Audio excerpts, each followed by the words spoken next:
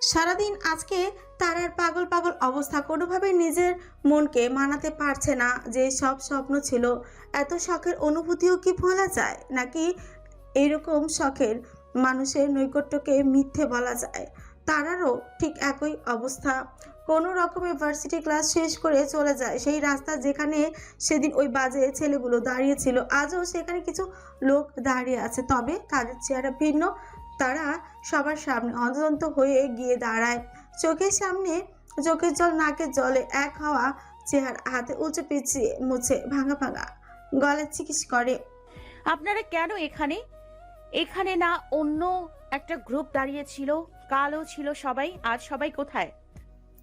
লোকগুলোর একজন তারার দিকে তাকে কপাল কুঁচকে চেহারার গাম্ভীর্য চেনে বলে, আপনি আমাদের বন্ধুদের কথা বলছেন?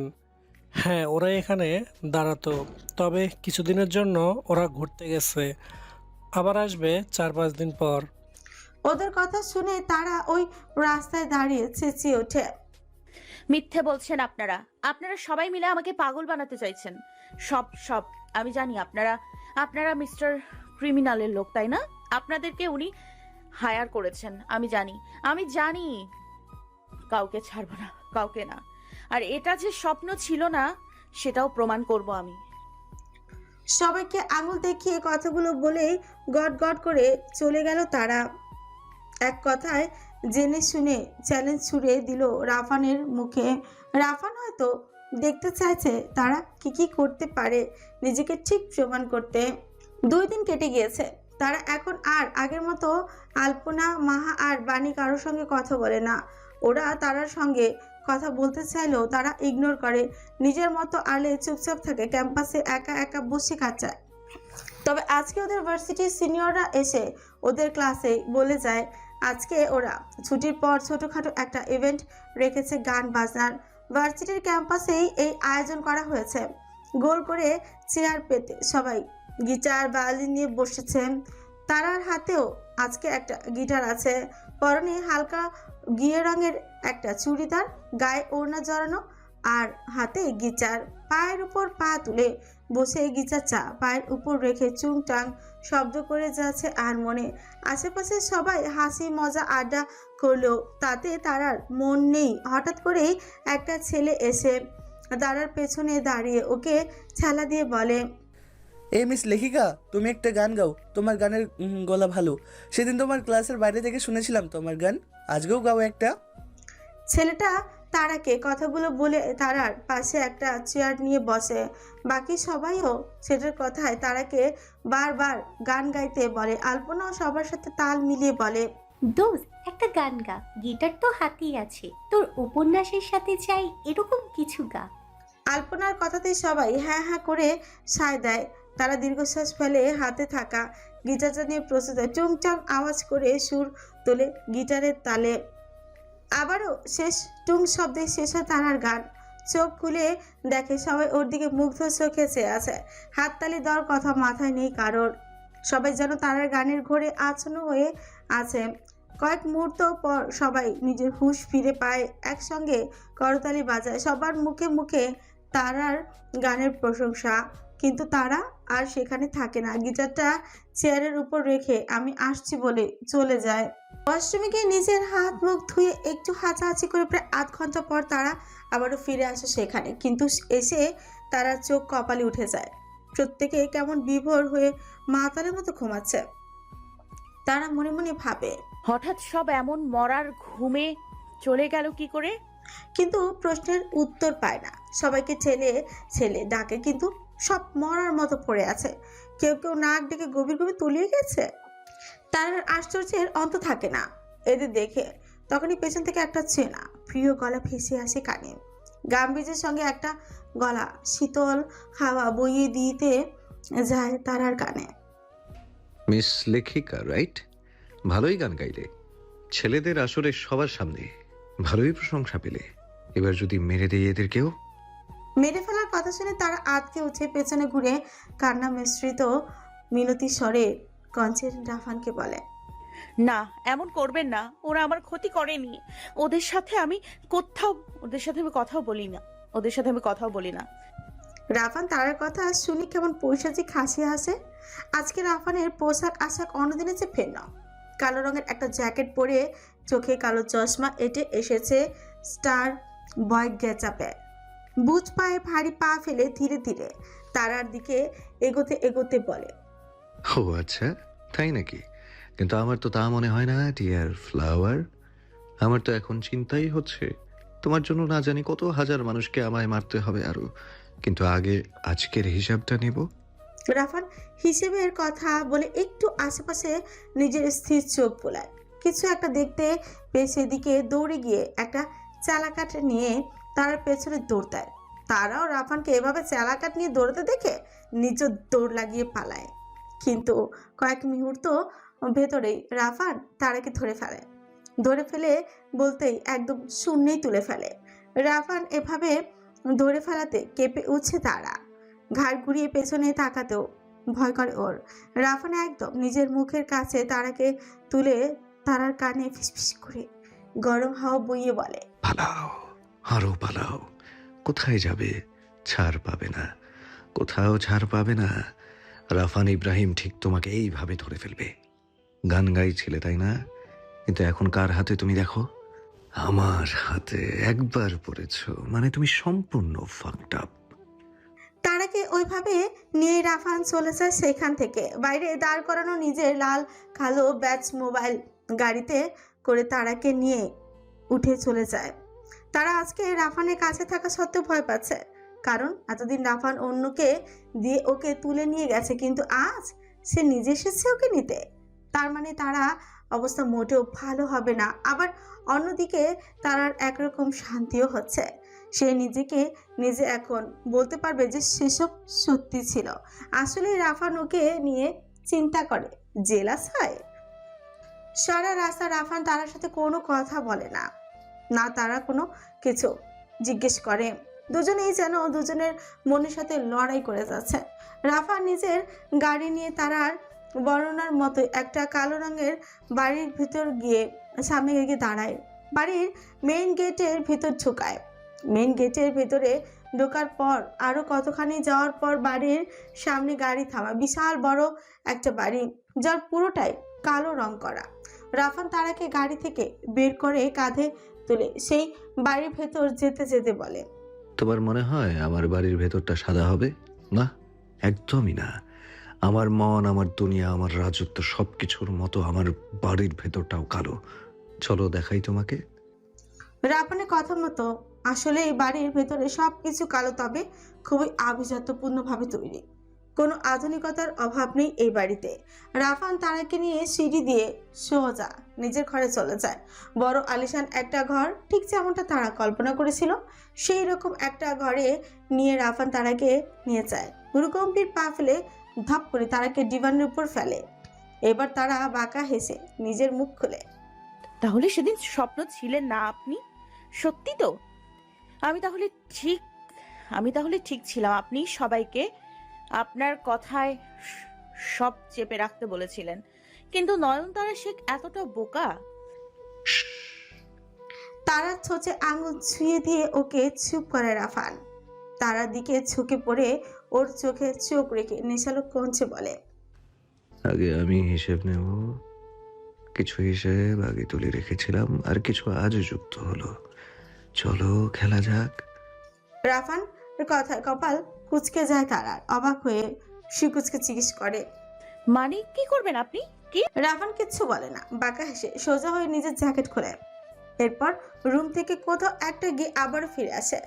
তারার সামনে এসে আবারও ঝুঁকে পড়ে হাতের এই জিনিসটা তারার সামনে আনে। জিনিসটা দেখে তারার বুক কেঁপে উঠছে। একটা ধারালো ছুরি নিয়ে তারার গালে আলতো করে স্লাইড করে রাফান। তারার পুরো শরীর শিউরে ওঠে। ধারালো ছুরি আলতো ঘষায়। রাফান তারার দিকে তাকিয়ে থাকে নেশালো চোখে। তারার কানের কাছে মুখটি হাসকি স্বরে বলে, ডার্ক রোমান্স শেখাবো বলেছিলাম। চলো আজ একটু ডেমো দেখাই। এই ছুরিটা ধরো। রাফান তারার হাতে জোর করে ছুরিটি গুজে দেয়। কেমন উম্মাদ ভাব করে তারাকে বলে, নাও এবার আমাকে আঘাত করো। রাফানের কথায় তারা আকাশ থেকে পড়ে অবাকের চরম পর্যায়ে পৌঁছে গিয়ে বলে, কি বলছেন আপনি? পাগল হয়েছেন? শ্, কথা বলে না সোনামণি। আবার তারা থোঁচে আঙুল ছুঁয়ে দিয়ে ওকে চুপ করিয়ে দেয়। তারা ছুরি ধরা হাতটা শক্ত করে ধরে নিজের গালের কাছে এগিয়ে নিয়ে আসে। তারাও নিজের হাত শক্ত করে রাখে। ব্যাকুল হয়ে রাফানকে বলে, এরকম করবেন না মিস্টার ক্রিমিনাল। আমি আপনাকে আঘাত করতে পারবো না। আমি পারবো না। আমার হাত ছাড়ুন। পাগলামি করবেন না। রাফান ছাড়ে না। রাফানের মনের ভেতর তারাকে এভাবে দেখে পৈশাচিক আনন্দ হয় রাফানের। তারার হাতটা আরো শক্ত করে ধরে নিজের গালের কাছে নিয়ে গালের উপরাংশে আড়াআড়িভাবে ছোট্ট করে কেটে দেয়। তারা চোখ মুখ খেচে বন্ধ করে রাখে। তারার এমন ভাব উঠতে দেখে রাফান শব্দ করে স্ফীত হেসে ফেলে। তারা রাফানের হাসির শব্দে ওর দিকে বড় বড় পলক ফেলে তাকায়। হে কেমন মানুষ, তারা মাথায় ঢোকে না। গাল ফেলে রক্ত ঝরছে অথচ সে হাসছে, যেন কত মজাদার কিছু ঘটে গেল চোখের সামনে। রাফানের গাল থেকে রক্ত দেখে তারা সেখানে হাত দিয়ে ব্যগ্র হয়ে বলে, রক্ত পড়ছে। ব্যান্ডেজ লাগাতে হবে। কি করলেন এটা আপনি? রাফান তারার হাত নিজের গালের থেকে সরিয়ে তারার দুই হাত নিজের দুই হাতে বন্দি করে। তারা অধরে অধর ডুবিয়ে দেয়। একজন উন্মাদ প্রেমিকের মতো দখল করে নেয় তারাকে। তারার হাত ছেড়ে দিয়ে ওর কোমর ধরে নিজের আরো কাছে আনে রাফান। তারা ঠোঁটের উপর লিখে দেয় নিজের আধিপত্য। একসময় নিজেই তারাকে অবহেলায় ছেড়ে দিয়ে সোজা হয়ে তারার দিকে পিচ করে দাঁড়ায়। নিজের হাতের উঁচু পিচ দিয়ে ঠোঁট ঘষে গভীর গলায় বলে, এটাই তো চাইছিলি এতদিন।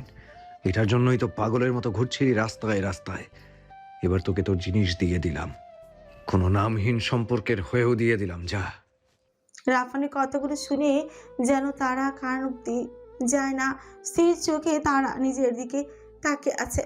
নিজের সঙ্গে কি হলো সেটাও সেই এই মুহূর্তে ভাবতে পারছে না।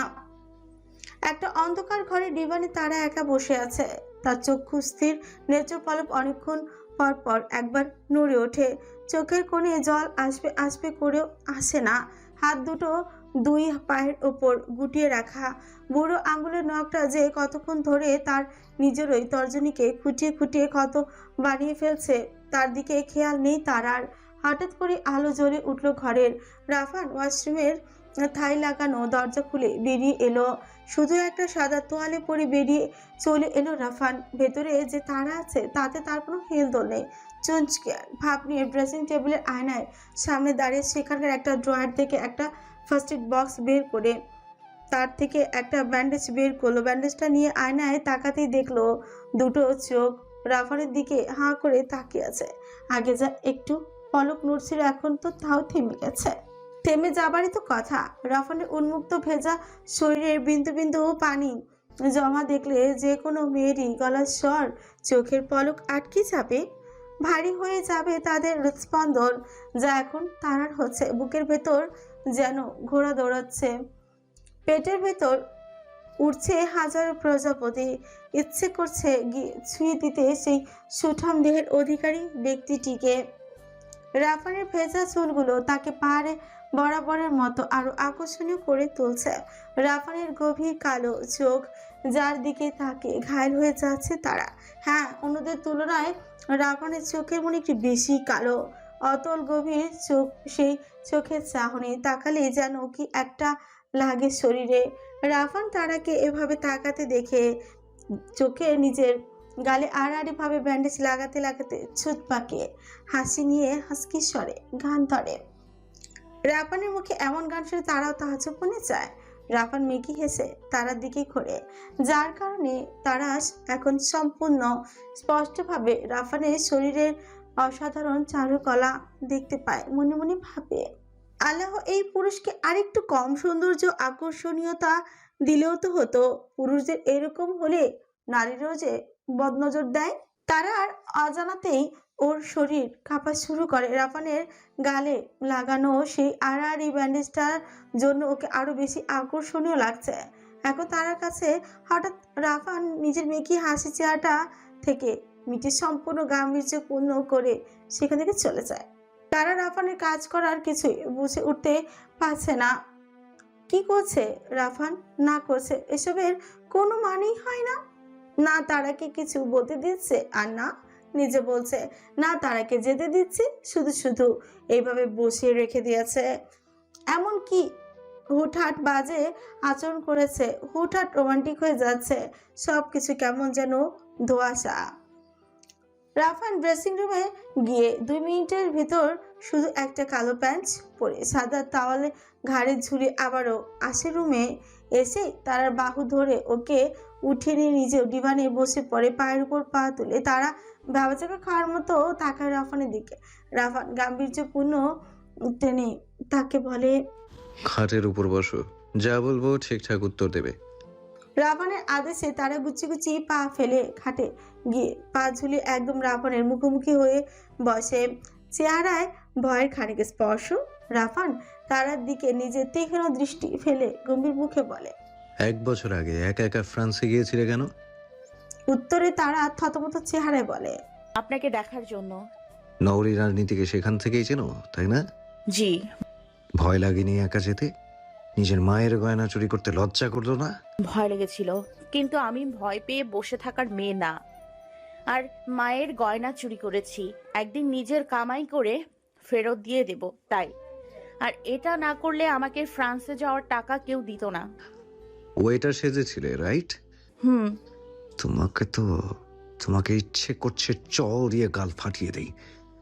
তারার কথার উত্তরে রাফান হঠাৎ করে মেজাজ ছাড়িয়ে চড় দিতে গিয়েও থেমে যায়। পুনরায় চেয়ারে বসে বড় বড় দীর্ঘশ্বাস নিয়ে নিজেকে সামনে বলে, সেদিন যদি আমি না থাকতাম ওই পার্টিতে, তাহলে তোর কি হতো জানিস মেয়ে?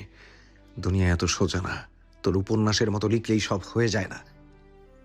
রাফানের কথা শুনে তারা মাথা নিচু করে মৃদুস্বরে উত্তর দেয়, জানি। এরপর কিছু একটা ভেবে কপাল কুঁচকে আবারও তারা বলে, কিন্তু আপনি কি করে জানলেন? মানে আপনি সেদিন আমায় কি করে বাঁচালেন? আপনি আমার ব্যাপারে এত কিছু জানাতেও আমি অবাক হইনি। আপনার ক্ষমতা আছে, আপনি জানতেই পারেন, কিন্তু আপনি না থাকলে আমার কি হতো মানে? রাফান নিজেকে সম্পূর্ণ সামনে নিয়ে ঘাড়ের রগ ফুটিয়ে বলে, এত মানে তোমার জানতে হবে না। এবার পরের প্রশ্নে আসা যাক, উপন্যাসে ওইগুলো কি লিখেছো? রাফানের এই প্রশ্নে তারা ভয় পেলেও ঠোঁটের কোণে হাসি চেপে রাখতে পারে না। মুচকে এসে করে নিজের গলা পরিষ্কার করে বলে, আসলে আমি এটাই আন্দাজে লিখেছিলাম, শুধু আপনাকে উত্ত্যক্ত করার জন্য। সত্যি বলছি, তার জন্য সরি। উত্তক্ত, রাইট? রাফান ঘাট থেকে তোয়ালেটা ফেলে দিয়ে সোজা হয়ে দাঁড়ায়। তারার দিকে তাকে ধীর পায়ে এগোতে এগোতে বলে, হয়েছি উত্তক্ত, খুব উত্তক্ত হয়েছি। এখন ইচ্ছে করছে।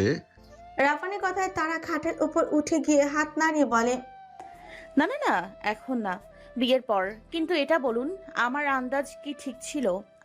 পেছাতে পেছাতে তারা এক ভ্রু উঁচিয়ে রাফানের দিকে তাকায়। রাফানও এক ভ্রু উঁচিয়ে নিচু হেসে বলে।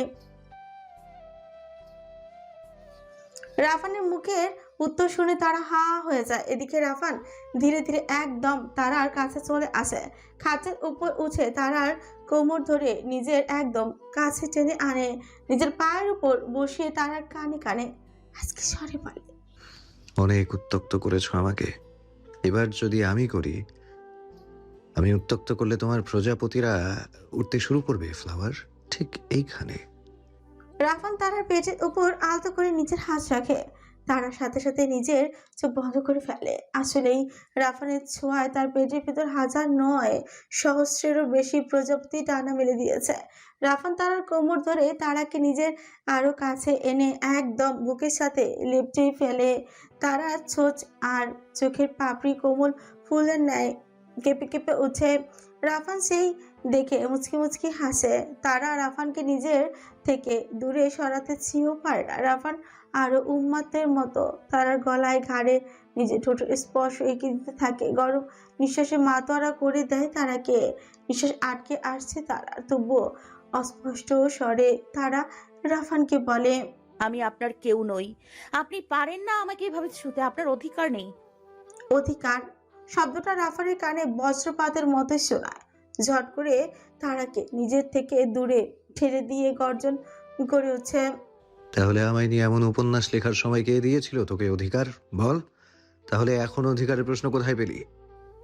তারা আহত চোখে রাফানের দিকে তাকায়। এই প্রশ্নের উত্তর তার নিজের কাছেও নেই, কিন্তু রাফান যখন তারাকে দূরে ঠেলে দিল তার মনে হলো ওর হৃদয়টাকে কেউ যেন কেটে দুভাগ করে দিল।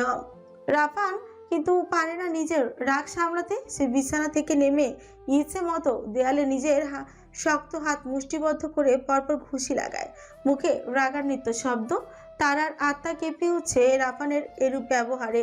কিন্তু রাফান এটা করেছে যেন সে রাগের বশে তারাকে আঘাত না করে। নিজের রাগকে কিছুটা কন্ট্রোল করে রাফান আবারও ডিভানে ধপ করে বসে পড়ে মাথাটা পেছনে এড়িয়ে দিয়ে চোখ বন্ধ করে থাকে। প্রিয়ান সিং করা ছোচ্চা কামড়ে জোরে জোরে শ্বাস নেয়। এরপর সেভাবেই থেকে আজকি স্বরে তারাকে জিজ্ঞেস করে, বিয়ে করতে চাও আমাকে? রাফানের বলা এই প্রশ্ন তারার কানে গিয়ে এমনভাবে ঠেকলো যেন ও এখনই জ্ঞান হারাবে। অবাকের চরম সীমানায় পৌঁছে তারা নিজের দুই কান হাত দিয়ে 2-3 বার বাড়ি দেয়। পিটপিট করে চোখের পলক ফেলে চোয়াল ঝুলিয়ে থাকা রাফানের দিকে। রাফান তারার ভাবভঙ্গি দেখে আবারও বিরক্ত ভরা গলায় বলে, কি হলো, বিয়ে করতে চাও আমায়? হ্যাঁ অথবা না, আর কিচ্ছু শুনতে চাই না আমি। তারা এবার নড়ে চড়ে ঘাটের উপরে 2 হাঁটু ভর করে দাঁড়িয়ে যায়। হাস্যজ্জ্বল উল্লাসিত চোখে রাফানের দিকে তাকে পরপর 4 বার মাথা নাড়িয়ে বলে, হ্যাঁ হ্যাঁ রাজি, 100 বার 1000 বার রাজি। রাফান তারার সায় পেয়ে ডিভান ছেড়ে সোজা হয়ে দাঁড়ায়। ড্রেসিং টেবিলে গিয়ে একটা সাদা শার্ট করে হাতে করে এনে পড়তে পড়তে বলে, তাহলে চলো। রাফান শার্ট পরে ইন করতে করতে তারা বিছানা থেকে নেমে ভদ্র বাচ্চার মতো রাফানের পাশে এসে দাঁড়িয়ে পড়ে। রাফান একবার তারার চোখের দিকে তাকায়। একটু আগেই এই মেয়েটার চোখে কেমন অপরাধ বোধে অধিকার ভয় এসব ছিল, আর তা এখন সব পালাই পালাই করে চলে গেছে। ঠিক আকাশের উজ্জ্বল তারার মতোই উজ্জ্বল করছে তারার চোখ দুটো। রাফান তারার সাথে আর কথা না বাড়ে শার্টের হাতা কোণে অব্দি গুছিয়ে তার হাত ধরে রুম থেকে বেরিয়ে যায়। বাইরে গিয়ে আবারও সেই গাড়িটাই নিয়ে বেরিয়ে যায়। রাতের বেলা বলে রাফানের বাড়ির চারপাশে বড় বড় লাইট জ্বালানো হয়েছে, যেটার জন্য বাড়ির আঙিনা আরো বেশি ঝলমল লাগছে। বাড়ির সামনের সীমানা রাফান ড্রাইভিং করতে করতে ফোনে কি যেন একটা মেসেজ করে। তারা উৎসুক চোখে তাকে রাফানকে বলে, আমরা কি কাজী অফিসে যাচ্ছি মিস্টার ক্রিমিনাল? তারার প্রশ্নে রাফানের চোখে মুখে কেমন পৈশাচিক আনন্দ ফুটে উঠছে। ছোচের কোণে বাঁকা হাসি নিয়ে আয়নার তারার চোখে চোখ রেখে বলে, সেটা তো গেলেই দেখতে পাবে my dear would be wife. তারা বোকা বোকা চোখে তাকিয়ে আর কোনো প্রশ্ন করলো না। কিন্তু হঠাৎ করেই দেখলো ওদের গাড়ির পেছন থেকে 50 থেকে 60টা কালো গাড়ি লেগেছে। সব বিদেশি দামি দামি ব্র্যান্ডের কালো গাড়ি। মার্সিডিজ C6026, রানকে রোভার, ফেরারি, ল্যাম্বরগিনি সহ আরও নানা ব্র্যান্ডের সব গাড়ি।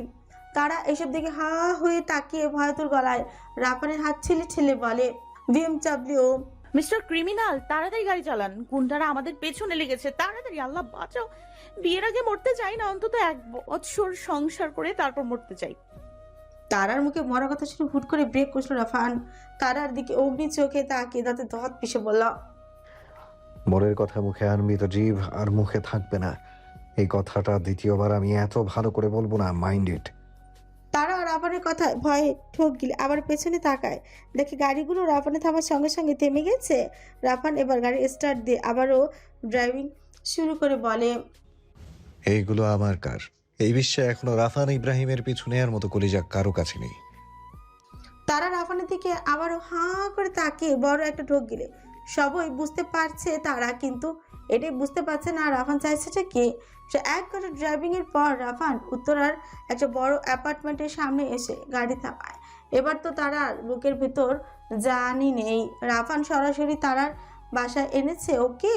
তারা তো এখন ভয়ে গাড়ি থেকে নামতে চাইছে না। রাফান নিজে গাড়ি থেকে নেমে জোর করে তারার বাহু ধরে চেপে ওকে গাড়ি থেকে নামায়। রাফানের নামার সঙ্গে সঙ্গে বাকি গাড়িগুলো থেকেও কালো পোশাকধারী ব্যক্তি সহ আরো 3 জন নামে, যাদের তারা চিনে, কবির, নিখিল এবং বিজয়, যারা আজই ফ্রান্স থেকে ফিরেছে সকালের ফ্লাইটে। যদিও বিজয় পেশায় একজন বড় ইঞ্জিনিয়ার, তবে রাফানের সাথে থাকার জন্য সে কয়েক বছর আগে ফ্রান্স গিয়েছিল। মাঝে মাঝে বিজয় এলো, রাফান আসেনি দেশে, এলেও দেখা করেনি কারোর সাথে। ওহ, আরও দুজন অনাকাঙ্ক্ষিত ব্যক্তি আছে, যাদের একজন উজিরের মতো দেখতে আর একজন উকিল, যা দেখে বোঝা যাচ্ছে বিয়ে পড়ানোর জন্য ওদের এখানে আনা হয়েছে। তারা গাড়ি থেকে নেমেই রাফানের হাত ছাড়ানোর চেষ্টা করে চেঁচাতে থাকে। মিস্টার ক্রিমিনাল এখানে কেন এনেছেন? বাবা জানলে আমায় সত্যি সত্যি ত্যায্য করে দেবে। এমনটা করবেন না প্লিজ। আপনি দাদাকে কেন মেরেছেন সেই আসল সত্যিটা জানে না। নিজের কথা জালে নিজেই ফেসে মুখে হাত চাপা দেয় তারা। এটা কি বলে ফেললো রাফানের সামনে? কি অদ্ভুত ব্যাপার হলো। রাফান এই কথা শুনে কিছু বলল না, উঁচু তারাকে নিজের কাঁধে উঠিয়ে চোয়া শক্ত করে বলল, তোর উপন্যাসের মতো এত নাটক করে বিয়ে করতে পারবো না। বিয়ে আজকেই হবে, তোর বাপের সামনেই হবে। দেখি তোর বাপ আমার কোন ছিঁড়তে পারে আর তোকেও কিভাবে ত্যায্য করে। রাফান তারাকে কাঁধে করে নিয়ে লিফটে করে উপরে চলে যায়। বাকিরা ওদের পেছন পেছন আসতেই থাকে সিঁড়ি দিয়ে। রাফান তারাদের ফ্ল্যাটের 4 তলায় গিয়ে দরজার কলিং বেল চাপে। ওদিকে রান্নাঘরে তন্দ্র শেখ কাজ করছিলেন। নাফিস শেখও সোফায় বসে টিভিতে নিউজ দেখছেন। কলিং বেলের আওয়াজে নাফিস শেখ কপাল কুঁচকে তাকান। মনে মনে ভাবেন, এই অসময় আবার কে আসতে পারে। পরপর 4 বার কলিং বেল চাপায়। নাফিস শেখ বিরক্ত ভরা চাহনি নিয়ে উঠে দরজা খুলতে কিন্তু যান। দরজা খুলেই রাফানের কাঁধে তারাকে দেখে তিনি সম্পূর্ণভাবে স্তম্ভিত হয়ে যান। রাফান তারাকে শক্ত করে ধরে রেখেছে আর তারা হাত পা ছুঁড়ছে নিচে নামার জন্য। নাফিস শেখ দরজার দাঁড়িয়ে থাকার পরও রাফান এক প্রকার তাকে ছেলেই ভেতরে ঢুকে যায়। রাফান ঢোকার সাথে সাথে বাকিরাও একসাথে একে একে ভিতরে ঢুকে। রাফান আর বিজয় বাদে বাকি সবাই দাঁড়িয়ে থাকে। পুরো ঘরটা ভরে যায় মানুষে। তার আগেও রাফান নিজের পাশে দাঁড় করিয়ে রেখে নিজের সোফার পায়ের উপর পা তুলে আরাম করে বসে থাকে। কাঁচুমাচু চেয়ার নিয়ে তারা মাথা নিচু করে থাকে। তবে সেখানে ভয় ছিল না, যা ছিল তা হলো তার বাবা মার পর হয়ে যাওয়ার উদাসীনতা। কারণ তারা জানে নাফিস শেখ মরে গেলেও ওদের এই বিয়েটা মানবে না, অন্তত সব সত্যি না জেনে তো নই। তারা ভেবেছিল সে একদিন তার বাবাকে সব বলে এরপর রাফানের কাছে চলে যাবে, কিন্তু এখন তো যা হচ্ছে তার কিছু প্রস্তুতি তারার কাছে নেই। স্তম্ভিত হয়ে দাঁড়িয়ে থাকা নাফিস শেখ হঠাৎই গলা ফাটিয়ে গর্জে ওঠেন। তন্দ্রা, ধ্রুব কোথায়? তন্দ্রা শেখ নাফিস শেখের চেঁচানোতে কোনো রকমে হাত ছাড় আঁচলে মুছে চলে আসেন। ধ্রুব ও নিজের ঘরে থেকে বেরিয়ে আসে। ধ্রুবকে দেখতে অনেকটাই তারার মতন হবে, নাইবা কেন, দুজন আসলে যমজ ভাই বোন। কিন্তু তারা ধ্রুবকে রাগানোর জন্য এভাবে বয়সের পার্থক্য লিখেছিল। সেই হিসেবে ধরতে গেলে ধ্রুব তারা রিহান সমবয়সী। ধ্রুব আর তন্দ্রা শেখ ড্রয়িং রুমে বসে দেখে এত মানুষ অবাক হয়ে যায়। তন্দ্রা শেখ রাফানের চেহারা দেখে ওর পরিচয় না বুঝলেও ধ্রুব রাফানকে দেখে চোখ বড় বড় করে চোয়াল ঝুলিয়ে তাকায়। নাফিস শেখ ওনাদের দেখে আবারও চেঁচিয়ে উঠলেন, এসব কি হচ্ছে? রাফান ইব্রাহিম মৃধা এখানে কেন?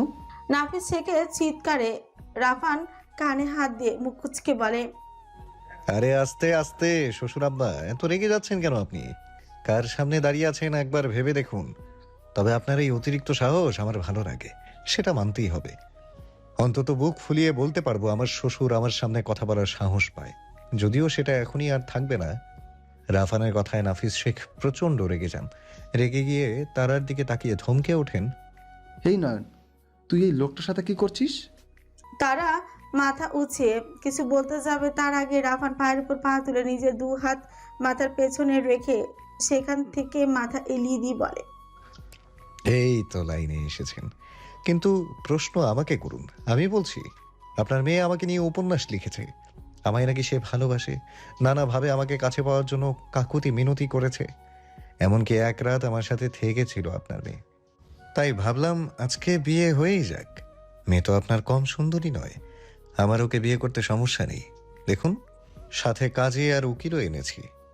রাফানের মুখের কথায় নাফিস শেখ, তন্দ্রা শেখ আর ধ্রুব তিনজনই লজ্জায় চোখ বন্ধ করে। নাফিস শেখের তো লজ্জা আর ঘেন্নায় তারার দিকে তাকানোর ইচ্ছেটাই চলে গেছে। তারপরেও তারার মুখের দিকে তাকিয়ে ঘেন্না ভরা গলায় বলেন, লজ্জা করলো না তোর? লজ্জা করলো না? নিজের দাদার খুনির সাথে বিয়ে করতে চাস, তার সাথে রাত কাটিয়েছিস। তারা এখনো বুঝতে পারে এবার যদি সে চুপ থাকে তাহলে রাফান আর তার পরিবার দুটোই হারাতে হবে। নিজের মনে সাহস জুগিয়ে তারা বুক ভরা শ্বাস নিয়ে বলে, না বাবা, লজ্জা করলো না। এমনকি আমার এটা বলতেও লজ্জা করবে না যে আমি তাকে ভালোবাসি আর তাকে বিয়ে করতে চাই। তারার কথায় তন্দ্রা শেখ প্রায় জ্ঞান হারাতে হারাতে ধ্রুবর উপর গিয়ে পড়ল। ধ্রুব ওনাকে ধরে একটা চেয়ারে বসিয়ে দিল, কিন্তু নাফিস শেখ এখনো তারার দিকে ঘেন্না দৃষ্টিতে তাকিয়ে আছেন। তারা কিছুক্ষণ থেমে সবার নীরবতা বুঝে আবার বলা শুরু করলো, বাবা, দাদাকে তুমি যতটা ভালো মানুষ মনে করেছিলে সে ততটাও ভালো মানুষ ছিলেন না। হ্যাঁ, আমি তাকে ভালোবাসি এখনো, সে আমার সাথে কিছু করেনি। কিন্তু তুমি জানো বাবা, দাদা ওই স্কুলের কিছু বোর্ড মেম্বার আর শিক্ষকদের নিয়ে ওনার নাম করে ড্রাগ ব্যবসা করত। সেই সব মিটিং স্কুলের ভেতরেই করা হতো গোপনে। রাফান ইব্রাহিম মৃধার এক আত্মীয় এর সাথে জড়িত ছিল, আর তার সহায়তাই দাদা এত বড় একটা কাজ করেছিলেন। এবার রাফান ইব্রাহিমের জায়গায় যদি আমি থাকতাম তাহলে আমিও একই কাজ করতাম। তুমি থাকলে তুমিও তাই করতে। উনি তো আগে থেকেই খারাপ, আর দাদা সে তো এই বয়সে এসে খারাপ পথ বেছে নিয়েছিল লোভে পড়ে। সারা জীবন ভালোভাবে জীবন কাটানোর পরেও শেষ জীবনে কেন এমনটা করলো? আর আমি ওনাকে ভালোবাসতে চাইনি বাবা, ধীরে ধীরে বেসে ফেলেছি, অনিচ্ছা সত্ত্বেও বেসে ফেলেছি। তারার কথা শেষ হতে না হতে নাফিস শেখ ওকে চড়মার জন্য উদ্যত হয়ে সামনে তেড়েই যান, কিন্তু তার হাত উঠতেই আরেকটা শক্ত হাত এসে তাকে আটকে দেয়। সাধারণত লম্বার পুরুষ নাফিস শেখ মাথা উঁচিয়ে রাফানের দিকে তাকান। 6 ফুট 4 ইঞ্চি লম্বা মানুষের দিকে তাকালে চোখ গরম দেখান তিনি। রাফান নাফিস শেখের হাত ধরে ধীরে ধীরে পায়ে তারার পেছনে রেখে নাফিস শেখের সামনে এসে দাঁড়ায়। মাথাটা হালকা নিচু করে নাফিস শেখকে ফিসফিস করে বলে, একদম না। হাত থাকবে না কাঁধের সাথে, তাতে আপনি আমার শ্বশুর কিংবা আব্বা হন। I don't care about this fucking relationship. She is my fucking flower, mind it. আর আপনার আমাকে মানতে এত কষ্ট হচ্ছে কেন আমি তো বুঝতে পারছি না। আপনি কি ভেবেছেন আপনি এই এত এত টাকা, এত দামি ফ্ল্যাট, দুটো গাড়ি, এগুলো কি করে বানিয়েছেন আমি জানি না? আপনার মাইনে আর কতই বা হবে? 1,30,000 টাকা মাইনে পেয়ে আপনি যে কোটিপতির মতো থেকেছেন, থাকছেন, সেটা কি করে আমি জানি শ্বশুর আব্বা? সুতরাং এসব ভালো মানুষের নাটক আমার সামনে করলে আপনার সব আমি ধ্বংস করে দেব একদম। টাকা, বাড়ি, গাড়ি কিচ্ছু থাকবে না, নাথিং। আর আপনার পরিবার যখন জানবে তাদের আদর্শ বাবা, আদর্শ স্বামী একজন ঘুষখোর, মিথ্যাবাদী, অন্যায়কারী, তখন কি হবে? আপনার মেয়ে আমায় মানলেও আপনাকে কিন্তু মানবে না। সুতরাং ভালোই ভালোই বিয়েটা দিয়ে দিন। আপনিও পাপী, আপনার বাপও পাপী, আমিও পাপী। সুতরাং পাপে ভরপুর হয়েও এত গলাবাজি ভালো মানুষই মানায় না। নাফিস শেখের কানের কাছে থেকে মাথাটা উঁচে রাফান আবার সোফায় পায়ের উপর পা তুলে বসে কাজীকে ইশারা দিয়ে বলে, কাজী সাহেব বসুন আর বিয়ে পড়ানো শুরু করুন। শ্বশুর আব্বা আপনিও বসুন। বাকি সবাই রাফান আর নাফিস শেখের এমন হঠাৎ পরিবর্তন দেখে আশ্চর্য হয়ে যায়। তন্দ্রা শেখ নাফিস শেখের দিকে আশাহত চোখে তাকে। নাফিস শেখ, রাফান, বিজয়, কাজী এবং উকিল বসে। তারা কেউ রাফানের পাশে। রাফান হাত ধরে টেনে বসিয়ে দেয়। কাজী সাহেব বিয়ে পড়ানো শুরু করে। আগে দেন মোহরানা সম্পর্কে জিজ্ঞেস করেন। বাবা, মোহরানা কত ধরতে চাও? মেয়ে যা বলবে তাই ধরতে হয়, কিন্তু এটাই নিয়ম। রাফান কাজীর দিকে ভাবলেছেন, তাকিয়ে থেকে গম্ভীর গলায় বলে, তাহলে আমায় জিজ্ঞেস করছেন কেন? যার বলার নিয়ম সেই বলুক। কত চাইবে? ওর বলার সংখ্যার থেকেও ঢের বেশি থাকবে ইনশাল্লাহ। তারা রাফানের কথা শুনে রাফানের দিকে স্থির চোখে তাকিয়ে বলে, অর্থ সম্পদ চাই না আমার। দেনমোহরানা হিসেবে আপনাকে চাই, যেন কোনোদিন আমায় ছাড়লেও মোহরানা হিসেবে আপনাকেই পেয়ে যাই। রাফান তারার কথা শুনে ওর দিকে আর চোখে তাকিয়ে থেকে বলে, এসব উপন্যাস পড়ে নাটক কম করো। এসব ডায়লগ বাস্তবে চলে না। কাজী সাহেব আপনি লিখুন, আমার RIM কোম্পানির সকল শেয়ার আজকে থেকে আমার বউয়ের। এনার কোম্পানি আমার হারাম হালাল রাজ্যের ওপর, তাই সেটা থাকুক। RIM এর শেয়ার সম্পূর্ণ হালাল, এটা আমি ওর নামে করে দিলাম। আর হ্যাঁ উকিল সাহেব, আপনি এটা লিখে দিন, ও যদি আমার না থাকে তাহলে ওর যাবজ্জীবন কারাদণ্ড কিংবা ফাঁসি হবে। তাও আমার মরে যাওয়ার পর আমায় ছাড়ুক, আর বেঁচে থাকার সময় আমাকে ছাড়বে মানে ওকে মরতে হবে। যদিও আমি বেঁচে থাকলে আমায় ছাড়ার সামর্থ্য নয়নতারা শেখের নেই। কথাগুলো বলে বাঁকা হেসে তারার দিকে তাকায় রাফান। গোলগাল চোখে তারা রাফানের দিকে তাকিয়ে আছে। এই কেমন শর্ত রাফানের? নাফিস শেখ, তঞ্জা শেখ সহ বাকিরাও আকাশ থেকে পড়ে রাফানের কথায়। কাজী এবার ভয়জন্য গলায় কিছুটা খাকারি দিয়ে বিয়ে পড়ানো শুরু করে। পিতা নাফিস শেখ এবং মাতা তন্দ্রা শেখের একমাত্র বড় কন্যা নয়নতারা শেখের সঙ্গে রিয়াজ, ইমরান মৃধা এবং রাবিয়া বেগমের বড় পুত্র রাফান ইব্রাহিম মৃধার ৪৫ কোটি টাকার শেয়ার দেনমোহর ধার্য করিয়া বিবাহ সম্পন্ন করতে বলুন মা, আপনি কবুল। তারার চোখে আনন্দের জল চিকচিক করছে, মনের ভেতর অন্যরকম আনন্দ কাজ করছে। তারার মনে হচ্ছে সে এখন দুনিয়ার সবচেয়ে সুন্দর স্বপ্নে আছে। কান্না ভেজা গলায় তারা সবার সামনে অনেকটা গর্বের স্বরে বলে, আমি নয়নতারা শেখ আজকে নিজের ভালোবাসার মানুষকে নিজের স্বামী হিসেবে কবুল করলাম। যাকে পাগলের মতো ভালোবেসেছি, যে পাপিষ্ঠের সাথে ঘর বাঁধার স্বপ্ন দেখেছি, তার পাপিষ্ঠ জীবনকে কবুল করলাম। নিজে অংশীদার হলাম তার পাপের জীবনে। কবুল করলাম আমি নয়নতারা শেখ রাফান ইব্রাহিম মৃধাকে নিজের আখিরাত ও পরকালের সঙ্গী হিসেবে কবুল করলাম। তারার কথাগুলো শুনে পুরো রুম ঘর থমথমে হয়ে যায়, নীরবতায় পরিপূর্ণ হয়ে যায় সম্পূর্ণ ঘর। তখন বিজয় গলা খাকারি দিয়ে বলে, এইবার আমার বন্ধুর পালা। কাজী সাহেব এভাবে বসে আছেন কেন? কাজী সাহেব বিজয়ের কথায় নড়ে চড়ে বসে আবারও একই বাক্য আওড়ালো রাফানকে জিজ্ঞেস করে। বলুন বাবা, আপনি কবুল। রাফান তখন স্থির চোখে তাকায়, কচলানো হাতের দিকে তাকিয়ে থেকে গভীর কণ্ঠে বলল,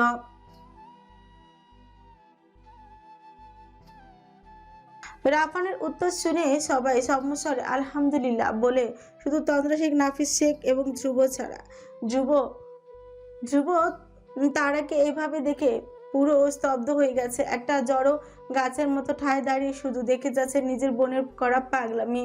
5 মিনিটের মধ্যেই বড় বোন তার, কিন্তু বড় আদরের, তাই বলে এভাবে তারা ধ্রুবকে কষ্ট দিতে পারল?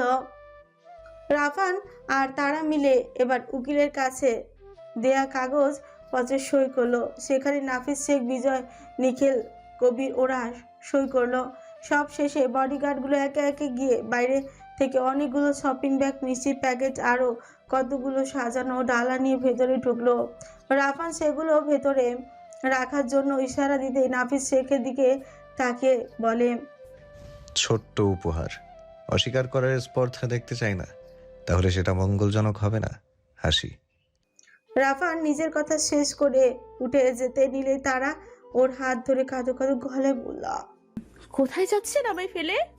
রাফান তারার হাত নিজের হাতে দিয়ে ছাড়িয়ে বাঁকা হেসে বলে, তোমার উপর নিজের অধিকার তৈরি করে দিয়ে গেলাম, তবে এখন আর ছুঁতে চাই না। Bye bye my dear fucking wife, bye flower. তারা রাফানের কথায় পাথর বনে যায়। রাফান যাওয়ার আগে নাফিস শেখের কানে কানে আবারও শেষবারের মতো বলে, আজ সকালে আপনাদের ইলেকট্রিসিটি চলে গিয়েছিল তাই না? কতগুলো লোক এসে ঠিক করে দিয়েছিল। ওরা আমার লোক ছিল। শ্বশুর আব্বা আপনার বাড়ির কোনায় কোনায় সিসি ক্যামেরা লাগিয়ে গেছে। যদি বাই এনি চান্স আমার বইয়ের গায়ে হাত তোলার চেষ্টা করেছেন কিংবা ওর ওপর গলা তুলেছেন, আই সোয়ার একটাও থাকবে না, না হাত না গলা। আদরে রাখবেন আমার বউকে। আসি, আসসালামু আলাইকুম। তর্জনী আর মাধ্যম আঙ্গুলি কপালে ঠেকিয়ে নাফিস শেখকে সালাম জানিয়ে রাফান বেরিয়ে যায়। ওর পেছন পেছন বাকিরাও বেরিয়ে যায়। পুরো ঘরে নেমে আসে পিনপতন নীরবতা। ধ্রুব তন্দ্রা শেখ হাত ছেড়ে দেয় স্থির পায়ে। নয়নতারার দিকে এগিয়ে গিয়ে ওর মাথায় হাত রাখে। নাফিস শেখ তন্দ্রা শেখকে ধরে নিয়ে যায় ঘরে। আর এইদিকে চোখের পানিতে ধ্রুবর চক্ষু ভেসে যাচ্ছে। বোনের মাথায় হাত রেখে ধ্রুব চোখ বন্ধ করে। ধৈর্য ধর, উনি যেভাবে তোকে প্রটেক্ট করছেন উনি তোকে ছাড়বে না। তবে উনি তোর পরীক্ষা নিতে চাইছে। আমি আসি। ধ্রুব তারাকে একলা রেখে চলে যায় নিজের ঘরে। যাওয়ার আগে বাতিটা নিভিয়ে যায়, যেন তারা কিছু একটা স্বস্তি বোধ করে। অন্ধকার ঘরের ভেতর তারা একটা একটা পাথরের মূর্তির মতো বসে থাকে। চোখ বেয়ে অঝরে পানি গড়িয়ে পড়লেও সে যেন এক উদাসী নেতিয়ে পড়া ফুল।